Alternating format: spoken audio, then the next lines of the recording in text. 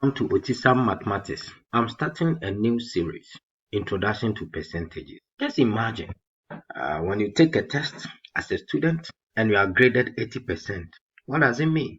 If your tablet or your phone battery shows 30 or 40%, what does it mean?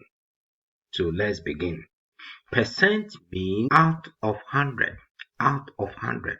So the 80% that you were graded means out of 100 you got 80.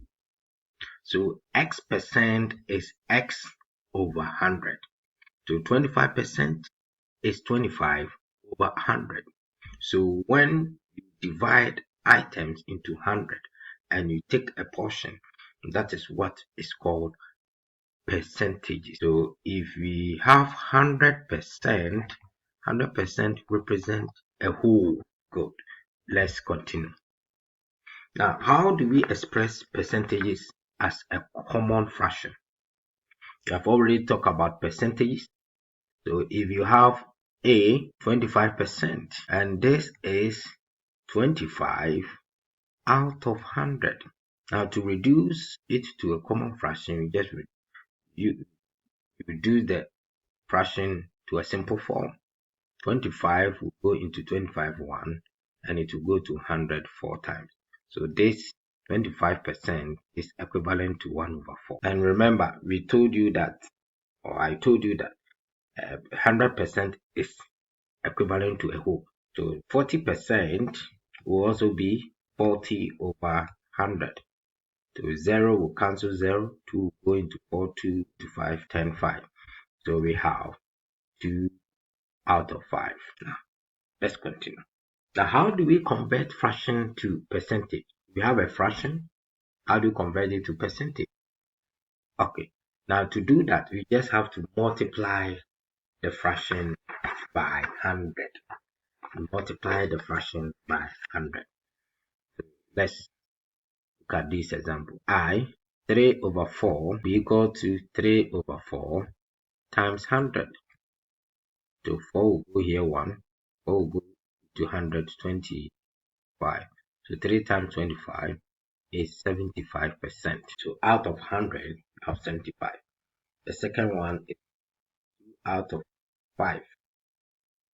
This is the same as multiply it by 100. 5 will go into 100 20 times. 20 times 2, you have 40%. Now, what about decimal? How do we convert decimals to percentages? So I have some example on the board. If you have 10%, 0.10, as usual, you multiply it by 100. Now this, you can write it as 10 over 100. Then when you multiply it by 100, 100 will cancel 100 so that you have 10%. Same thing applies to it. 0.37, you can write it as 37 over 100 by 100. So this will cancel. So you have 37. So if you have a decimal, you can always convert it to a percentage. So how do we find the percentage of a quantity? So for example, I have 400 Ghana cedis. So what will be 35%? What it means is that the 400, if you divide it into 100, what will be the 35 equivalent to? Okay. So this is the same as 35 over 100 times 400. This 0 will cancel 0. 35 times 4, we are getting 140. So this is 140 Ghana cedis. Now, there is another question. Given that 7.5% of K is 33, we have to find K. What it means is that we have a quantity, we don't know which is K. Now, if you find 7.5 of that quantity, you are going to get 33. So it's the same basic concept. Now, the 7.5, we can write it as, convert it to, it's 2 times 7 plus 1. That will be 52% of K. That will give us 33.